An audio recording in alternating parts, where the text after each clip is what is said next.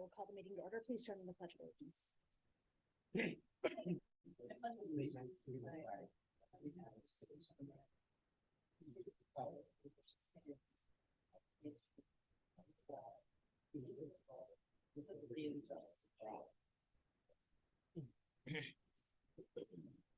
All right, can I get a motion to approve the agenda?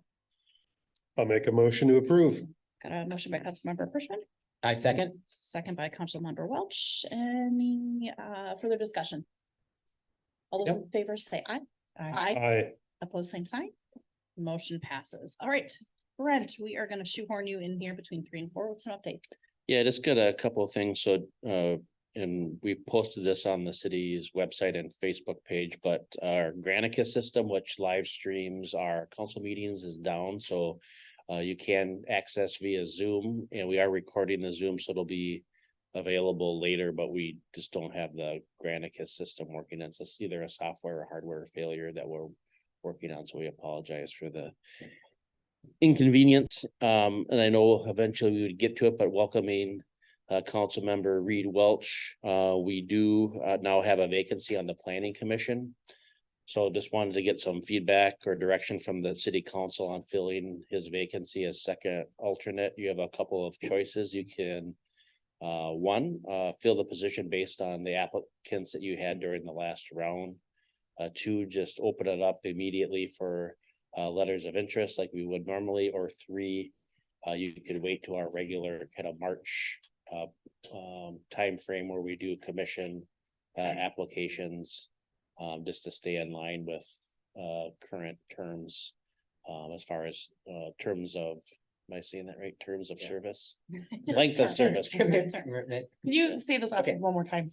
So one, you would appoint from the candidates that you interviewed last March for planning commission. Two, you could put a posting out to ask for new applicants for this position. Or three, during your annual solicitation for applicants in the, I would say, late winter of the year, you could choose to fill it and just leave it vacant from now till that period of time. We have alternate term and four, right? Yes. That's my correct. understanding. Yeah, Yeah. So we have alternates on that commission already. correct. You have one alternate. Okay, so with that person would move up then, and then we have no alternates at that point? So Reed I was was Reed alternate. was, For the alternate. he was the okay. second alternate. Oh, second. Okay, oh, so a second alternate position, so So the- technically the yes. commission is Full. full, Yes. and then we have One alternate. and then we would And be. then short it one. vacant, Okay. yeah. I mean, for me, I don't really remember everything everything we did to interview for these Yeah. candidates and who they even were from the last round. So to look backwards, I think would be kind of hard for me to say. Oh, I remember those questions, I remember that. And because it's a second alternate position, just for the continuity of the way the positions come in and come out, I would be fine with just waiting. I agree with you. I also feel like because it is gonna be 4 months. 5 month, months, yeah. 4 or 5 month term, that's almost cruel. To be like, welcome, you See could ya. be second alternate Yeah. for 4 months and maybe Maybe not. nothing after that. And especially as, we just have planning commission being pushed. Yes. That seems to happen with some regularity. Yeah, the October one just got canceled, right? You're right. So Yeah, I think we're just fine waiting for the next term comes up. Yeah, so. You're right, so we have the full commission and alternate, so we have 6 people, and we need a quorum of 3, so I think that seems fine, leaving a vacant position for 4 months, 5 months. Yeah, unless there was a candidate that you guys really thought I beat out at that, but, I think okay, you have your direction. okay, good. And then for HPC, because HPC has an opening right now too, are we actively pursuing that one differently than? No, there's just, we've done postings and there hasn't been any interest, so we have just left it here. There have been a couple of like emails of people that might be interested, but right now, no one knows that, unless they're really tuned in, that we'd have a planning commission vacancy, but to HPC? both. Oh, Yeah. So do we want to look to wait until March to open them all at once, or do we want to keep HPC open? it definitely as well. Right now, we don't have, there likely, we haven't done a advertisement for the planning, but we have for the Okay, HPC, so. okay. So we'll stay open with the HPC Sure. because of that. Okay, that makes sense. Mhm. And we have folks spending both. Sure, then the regular Mhm. term. Yeah. Okay. Okay. And then the last thing, and this is related to the Granicus system being down for live streaming. Just wanted to share one of the updates that I conveyed with or communicated with the city council on our Great River Greening project. So this is near the intersection of County Road 40 or former County Road 40 and 11 at the former wastewater treatment plant site. The city got a grant from Great River Greening that expressed interest in doing a creek stabilization or creek bank stabilization project. So Carver Creek running along the north side of that property has had some significant erosion over the years. And so Great River Greening has been working with the city. They were just out there today doing some tree removal, and it, as the council is well aware, you know, anytime tree removal occurs, there can be kind of a shock to the system. We did some notices, but it's, you know, probably never enough, just because people have their own unique relationships with trees. And so there are some questions that the city received, I think maybe council as well. And so just wanted to kind of clarify that, you know, this project has been permitted, excuse me, by the MPCA or Pollution Control Agency, the Minnesota DNR. The folks that are working on it are, you know, any or most folks, probably the most environmentally conscious contractor that you'll find, because they're working out there to improve that ecosystem. The trees that were removed are impacting, you know, the creek and its erosion. And so this is probably the toughest and most challenging part of the project. But there is going to be a significant replanting and prairie kind of restoration related to this. Will the trees be in the exact same spot? No, because of what these existing trees have done. The other piece I wanted to clarify is that the work that folks are seeing out there is not connected with the city's future plans to develop a park on that site. This is a standalone project, so this isn't the first phase of the disc golf or the pickleball or anything related to what we've done there. The planning and construction drawings haven't been started on that, frankly, because we haven't approved the grant agreement, or the council hasn't approved the grant agreement for that funding piece. So just wanted to provide some clarity to that for the council and for those that might be watching, and give an opportunity to answer any questions that the council might have. If you do have folks that reach you and you don't feel comfortable answering it, Aaron Smith, the community development director, is our project lead on the staff side. So if you have folks that have questions, feel free to send them her way, and I'm sure she'll be able to answer them for you. I have a question. So is there a place on our website, or it's posted what that plan is for that's Uh, creek area? I don't know, but if there's not, we can make sure to Okay. have one there. Yeah, I've had a few questions from people who are asking what that looks like, and frankly, I mean, I know where it's at, but I don't have those kind of details from the map. So if we could have that posted, that would be great. Yeah, and then Aaron did a presentation at the last planning commission meeting in September of the creek restoration and the future park plan. So if you want to watch that, that's the September meeting. She also mentioned it during the last meeting. Oh, sure, yeah, Updates on the- yeah, that's true. Last city council as well. All right, thank you. Yep. Okay, community comment. Presenters are welcome to address the city council for up to 5 minutes on matters not listed on tonight's meeting agenda. Specific requests for information may not be immediately available, in which case follow-up will occur with the presenter sometime after the meeting. The city council should not be expected to immediately act on requests. However, we will follow up accordingly and may schedule items for future consideration. Mr. Churchheller, you here for community comment? Come on up. Mayor, we have a public hearing coming up, and I assume he's here for the public hearing.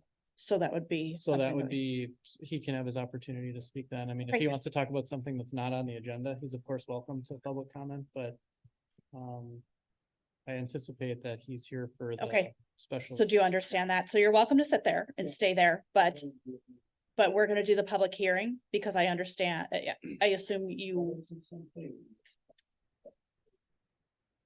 Yep, nope, this is a procedural item, so what we're gonna do is we are going to open the public here, so community comment is for items that are not on our agenda. The item that you wanna talk about is on the agenda, so you will absolutely. Yep, you'll get your opportunity to speak about that in just a few minutes here during the public hearing, and you can sit, You can stay there. you can stay Yeah, there. yeah. All right, Okay. so we don't have any presentations and reports this evening. We do have a public hearing. It's a special assessment hearing for 216 Carver Creek Place abatement costs. Mr. Anderson, Do you we want need us to to op- open? Oh, go ahead. Reed, I'll take care of this, okay? Mm. Let's see. Step one, Dave, you want me to open the public hearing? Sure, you can open the public hearing, Mayor, and then I will make some remarks to the council and then people can speak if they would like to. Super. Can I get a motion to open the public hearing? I'll make a motion to open the public hearing. Motion by Councilmember Mock I second. and a second by Councilmember Welch. Any further discussion? All those in favor say aye. Aye. All right, any opposed? Motion passes. All right, Dave. Thank you, Mayor and Council. So we are here tonight for a special assessment hearing for the hazardous building abatement for 216 Carver Creek Place. If this council recalls, there was a resolution adopted by the council last July. Oh, yeah. Initiating hazardous building proceedings for the abandoned structure that was located on that property. City staff, at the direction of that resolution, went through the statutory process for dealing with hazardous buildings. That includes bringing an action in district court involving the owners. Judge Broughton in Carver County District Court eventually granted a court order authorizing the city to raise the structure. The council, following that order, entered into a contract with a third party contractor to demolition the structure, and that work happened in late August, just of this past fall or late summer. And that work was completed. The city, I think, has paid and processed that invoice for that contractor. The total amount was $28,750, and the city was very careful to go through a collection of quotes and went with the lowest quote that it did receive through that process. And at this point, the statute provides the city the authority to assess the cost of that abatement work. We're not talking about anything beyond that tonight. We're just talking about the work itself, the demolition work. And the statute does provide the city the ability to assess those costs back to the property. I should add as well that the court order that Judge Broughton signed also expressly provided that authority to the city. And so now we're holding a special assessment hearing pursuant to Chapter 429, which the hazardous building statute makes reference to.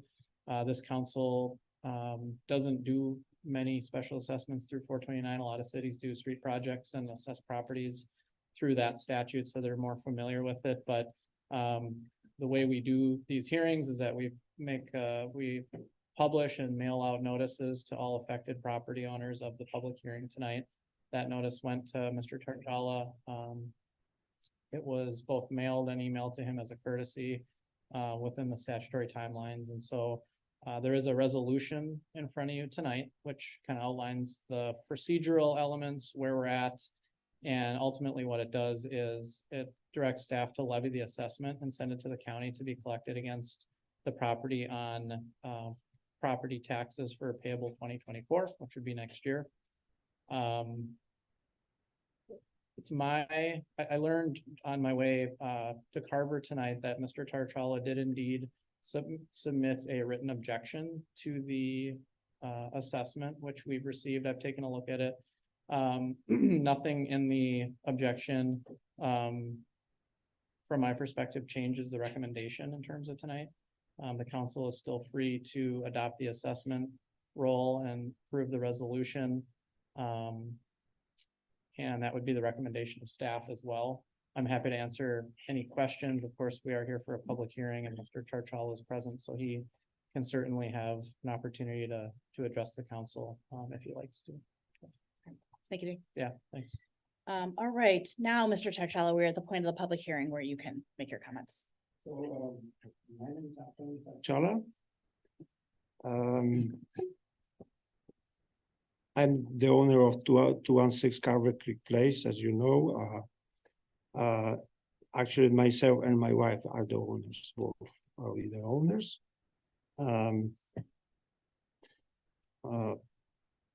We were building ourselves the house on this property from 2002 for 5 years, from 2002 to 2006, when the construction actually was going on. The house was meant for our family, for our children and grandchildren, not just for sale or any profit or anything like that. So that was the intention of us to build the house, because we paid a lot for the cost of accommodation or for the apartments and stuff like that. So we want to have a house that, and actually I was working here locally at Minnetonka at Cargill, and I was thinking it would be much easier for me to here. I found this lot here at Carver that was for sale by Hans Hagen Homes, and that's why we started that in '97 when we bought the lot, and then eventually in 2002 we started the construction. And I'm not just I have an experience with construction. I was working in Germany and on the construction site. I myself am educated with the university degree from Poland with the physics and also technical education with like high school.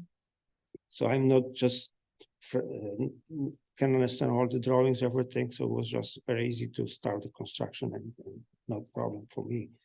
And also doing the work myself. I was 46 years old at the time when we were starting this.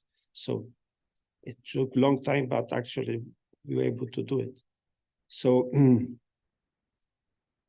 all the work was done we bought the land from our own savings, from what I had earned here. And also we started construction, building it, paid for from our own savings, not any mortgage or any loan or anything like that.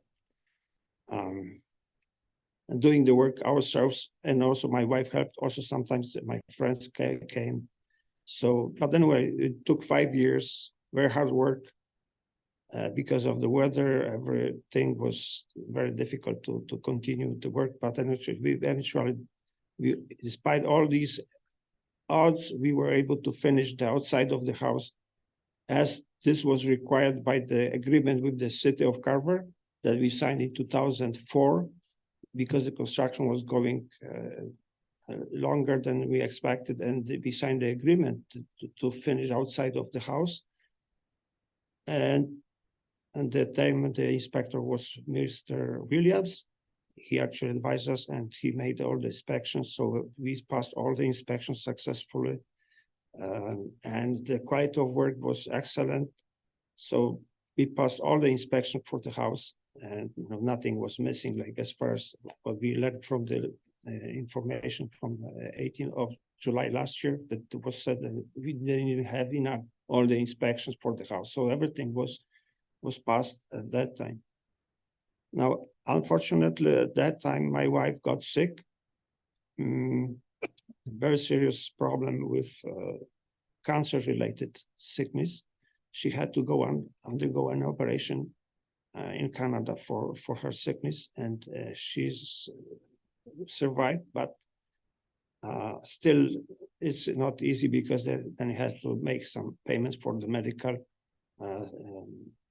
stuff even after that operation. So after that, the whole thing stopped.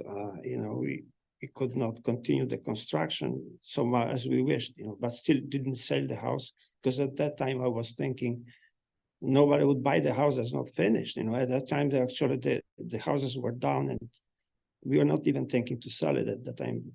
But it just sat there, and also we were convinced no problem with the house, because that's what we were told. Inside the house is just we could do anytime when we wish to finish it.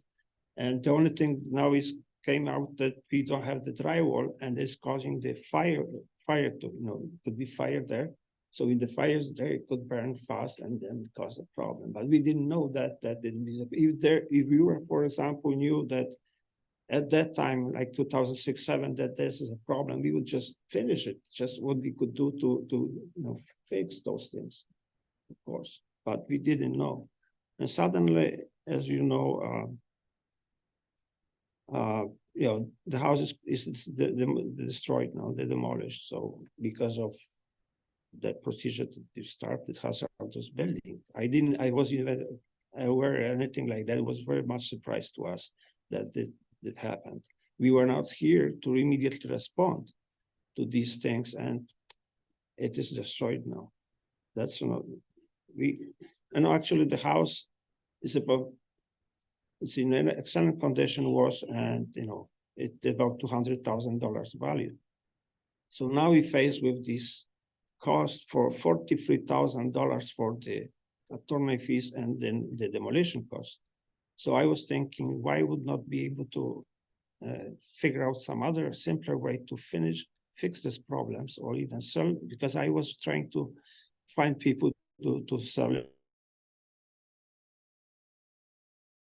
And that didn't work because people didn't want to buy a house that was going to be demolished.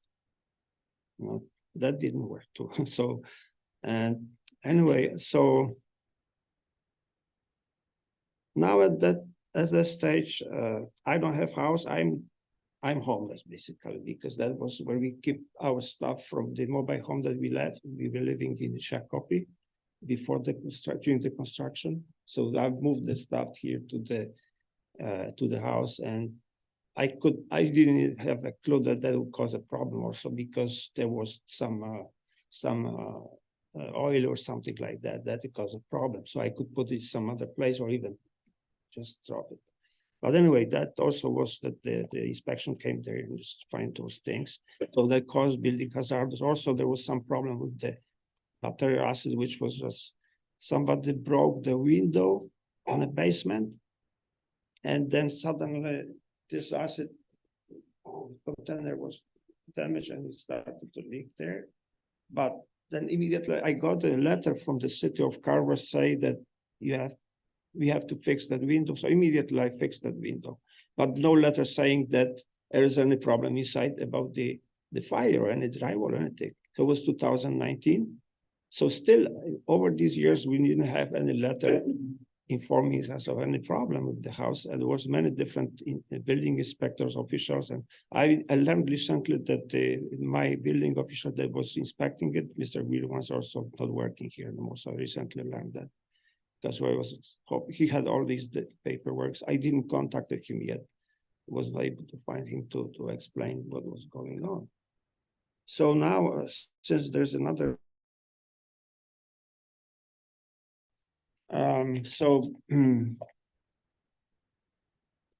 at that moment we don't have much savings. And actually, this house is all savings for all our life that we had put there. We were hoping that we having this. For our house and be able to live there, or even at that moment we could sell or whatever, but it's the savings. We don't have nothing left. I lost everything, everything that I have, because I put everything in this building. So and we plan to live there, for the retirement. I'm 67-year-old, my wife is 64.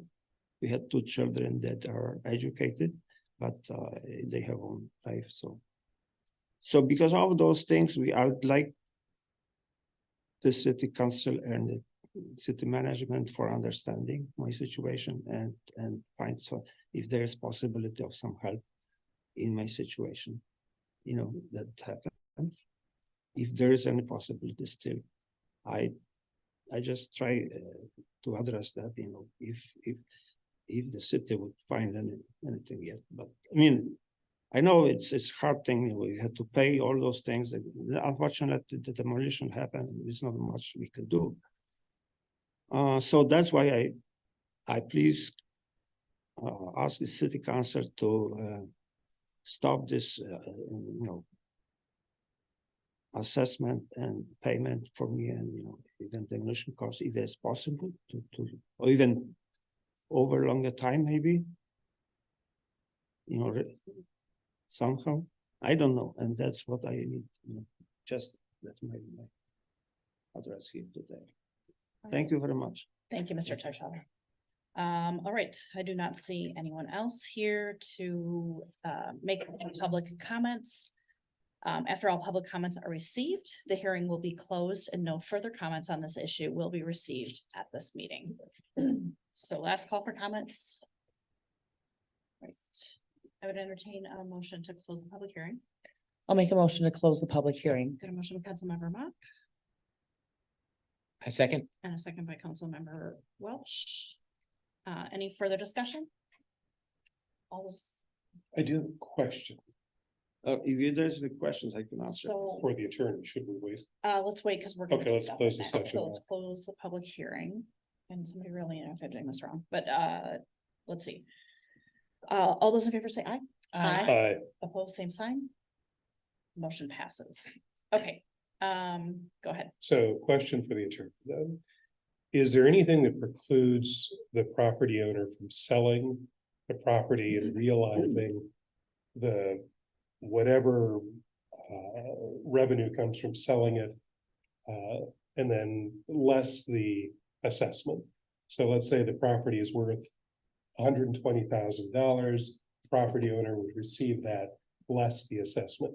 Nothing prevents the sale of that property today. Councilmember Pershman, Mayor and council members, that's true. These proceedings didn't result in ownership changing or conveyance of the parcel. Mr. Churchill and his wife still own that piece of property.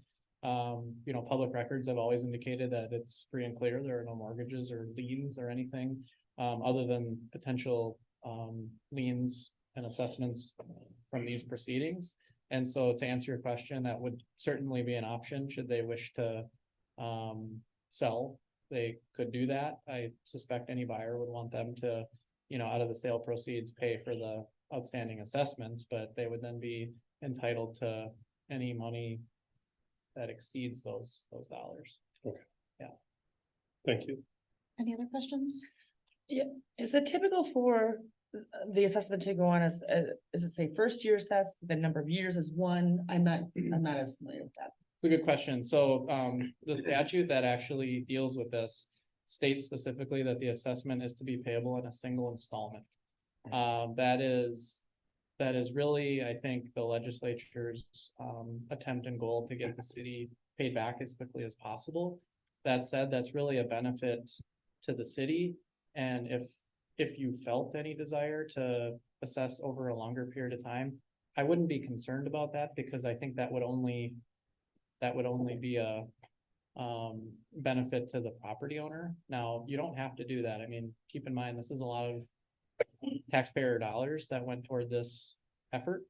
And again, I do think the intent there in that statute is to make sure that cities get their money back quickly, so they don't have to front what can be a lot of money in these situations. So to answer your question, that's what the statute says. So that's how it's been prepared and presented tonight.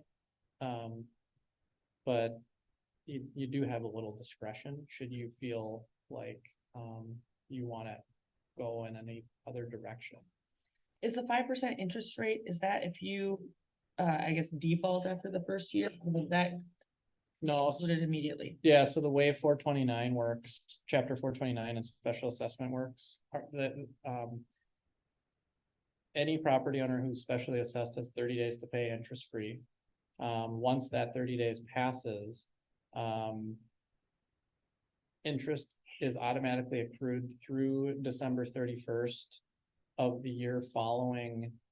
And then once you get to November 15th, it goes all the way out to the following year. So in this case, it's already October 16th. By the time this were to get levied to the county, the 5% interest would actually be calculated through December of 2024. And that's why it's worded that way. Hopefully that makes sense. It's a little hard to explain. But, and the 5% in this case, that's just under current market conditions and interest rate conditions. That's, a little below where we're at, like the Fed rate right now, but it's reasonable under the circumstances, and it would, provide the city, some amount of interest so that it's not losing at the end if it doesn't get paid until next year, because there is, $28,000 is worth less in a year than it is today, right? So my next question then is if this is not paid back in the first year, how does the city get paid back? How is this coming back to us then? Yeah, it's another good question. The property would have to go through tax forfeiture proceedings. I mean, this is a property tax, and if it's not paid through that process, then the county goes through tax forfeiture proceedings. That takes years, and that can take 3+ years. And the only way the city ends up seeing that money is if after that process, when the parcel goes back into private sale, if there's enough money to pay everybody who spent time and effort on it. So if that happens, it could be that the city wouldn't get paid for quite some time. And when a property goes through tax forfeiture, all the special assessments are canceled, but the city retains the ability to reassess as soon as it goes back into private ownership. So time for any property to go through that, but to me, it wouldn't make sense for a property owner to let this property go tax forfeit, because then they would lose out on the money that the property is worth that exceeds the amount of assessments, right? Right, because the market is high right now, and without a structure on there.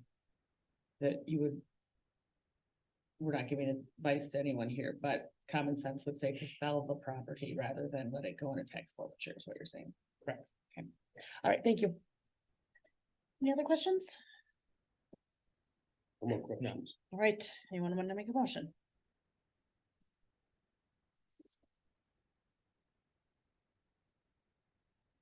I'm going to make, okay, sorry, I'm making sure I'm in the right spot here. Motion to adopt resolution 145-23, adopting assessment relating to the costs associated with the raising of a hazardous structure located at 216 Carver Creek Place. Got a motion by Councilmember, I'll second. second by Councilmember Welsh. Any further discussion? All those in favor say aye. Aye. Aye. Oh, yeah. Opposed, same sign. Motion passes. All right, moving on to the consent agenda. Can I get a motion to approve the consent agenda? I actually would like to pull 7.8 from the consent agenda. So if I could make a motion to approve the consent agenda, removing 7.8 for discussion. Got a motion by Councilmember Monk. I'll make the second. Oh, okay. Any further discussion? I wasn't sure. All those in favor say aye. Aye. Aye, sorry, excuse me. Opposed? All right, motion passes. All So right, for the new guy, we just move that one and we'll just discuss it, but then we can approve all the other items. so in what a we'll single do. motion. Yeah, absolutely. Yep. Thanks for Okay. asking. You can pull anything from the consent agenda anytime, like you do, like you just did, as Just a second. demonstrated on Okay, yep. Councilmember Mock. That was good of you to do that on Reed's first night. Yeah, so that we've it's shown okay. through this Keep me on my process. toes. It's okay. And then Okay. what we'll do is we'll now talk about it right away. Oh, talk about it right So away. to- Okay. Understand it or whatever. So now we will be talking about counting write-in votes. Okay. I So believe that that's Vicky. yes, and Vicky's here tonight, so this is great timing. Vicky, I was just reading through this and it's not long by any means. I have two questions. One is that says that this is how they are doing it in federal, state and county offices. Is this generally what other cities are doing for the write-in votes, that you have to make mention that you or someone else will be a write-in vote before the election day? Yes, thank you, Mayor and Council. That is correct, Councilmember Mock. The county and the federal already do this, that people have to follow this write-in process. Right now, the city was not doing anything, and with the latest legislative update, we now have the ability to make this happen. And if cities choose to do this, they have to do it by resolution. So those judges will attest to the fact that when there are write-in votes, we need to go through all of the ballots manually and count all of those write-in votes. They can also be like fictitious people. We'll Like see Mickey vote. Mouse. Mickey Yeah. Mouse is always, on the ballot. Those kinds of things. And it'll save us time that we go through the ballots, but we don't have to count them and log them and record them. Okay. We have a process in place, and this will be new for us, but there's a window of time that once the candidate filing period closes, that the candidate can still file, and then we only have to count those write-in votes. Okay, so, let's say, Mr. Mouse, okay, so. Mr. M. Mouse. Yes, so would that person then have to, go in and for application themselves, or could somebody else come in and put their name in? I'm not 100% sure because we haven't had the training from Carver Okay. County. I'm going to assume that that person has to file themselves. Okay, Because that's really the point of this is we want to know who's really running for office, not somebody who's not interested. But we'll be getting training from Carver County and how we make this happen. I assume it's going to follow something very similar to the candidate filing process. There'll just be an extended period of time to allow people to do that, but it will be an official process. okay, and then because this is the first year of a change, not that I think we're going to have these incredible amounts of write-in votes that are gonna swing anything. I think it might be good to notice the public in one of our newsletters or somehow that there has been this change, just so if there is some big push last minute for another candidate, that they don't miss out on it because of that. Yes, that's a great idea. I have a webpage on the city's website, so I will include it there. And then, yes, we could put something in the newsletter to get that communication out there. I think Okay. that's a great idea. Okay, thank you. That's all the questions I had. All right, so I think you have to make a motion, Yep, or so- well, somebody does too. So I will make a motion to adopt resolution 143-23, counting write-in votes from the original consent agenda. Motion by Councilmember Mock I second. and a second by Councilmember Welch. Any further discussion? All those in favor say aye. Aye. Opposed, same sign. Motion passes.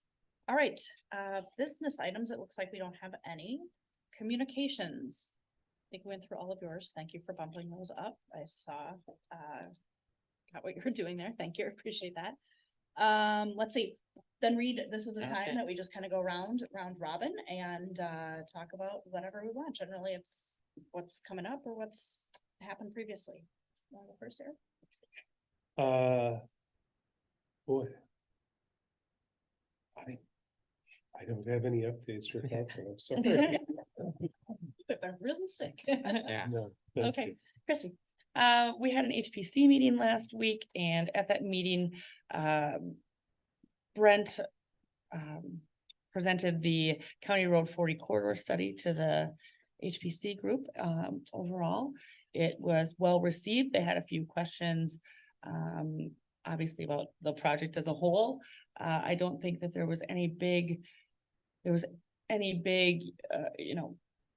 negative feel towards any of the pieces of the project. I know they had the most questions probably came about the one-way and turning that section, that block into a one-way and what that looks like. They just expressed again that what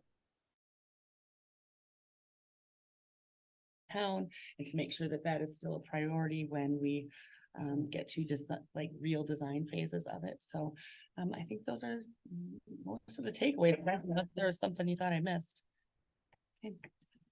That's all I have. Reed? Thank you for picking me to be on the council. I'm very excited. I wanna do a good job and serve the citizens and I also on the county park board, and we had a meeting. There's a new event center going in Waconia Regional Park, as part of the county, so they're gonna have it available for rentals for small gatherings and that stuff, so that'll be officially ribbon cutting in December. In Waconia Regional Park, just off Highway 5, on Lake Waconia there, so. That's it. Anything else? Okay. Yeah. All right. For me, since we last met, we had the fire department and public services open house, which is always a good time. Yeah. I know that Eric and Reed were there. You may have been there, but we didn't. No, Okay. no, I unfortunately wasn't able to make it that night. I think everybody short of Dave sitting in this room played a hand in there and helped serve cookies. I promised everybody it was gonna be cake, so only, Uh-oh. I didn't you guys tell me we weren't having cake. But it's a really good time and it's such a great family event, and between the chili and the hot dogs and the cotton candy and the snow cones and the cookies, like you can have a better meal than I have at most meals, most nights of the week. So a really good community event. So thank you to everybody who participated and helped out with that. The last Minnesota Mayor's Association get together that I had, the meetup was in Marshall week before last, and that was good. You mentioned that a little bit. We go to these communities and learn more about them and get a legislative update from the League of Minnesota Cities. Let's see, we had League of Minnesota Cities board meeting last Friday.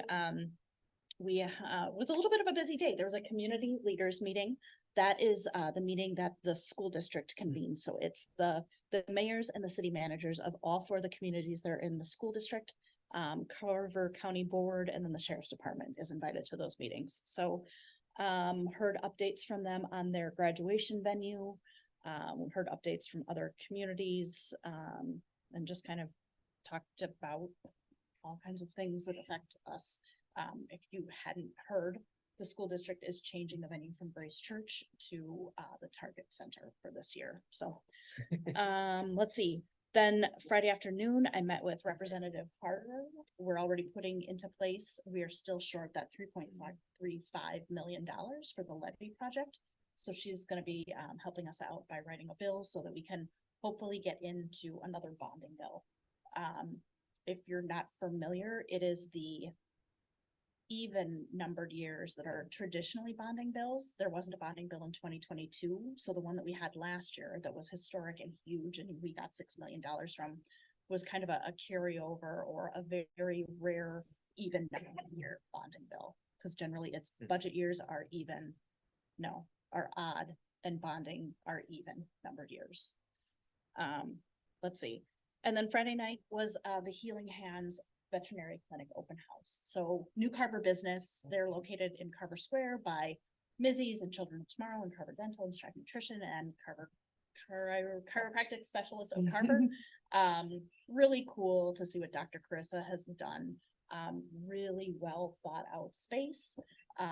And she's open now, I believe. So go in. I feel like if she's not busy, she would love to show you around. So Did she come from somewhere around the county before? she had a mobile veterinary practice. She lives in Chanhassen, and she had a mobile veterinary practice where she kind of, I don't know if specialized in is the word, but she kind of focused on at-home euthanasia, which is like such a sweet service for anybody who had to go through that really horrible thing.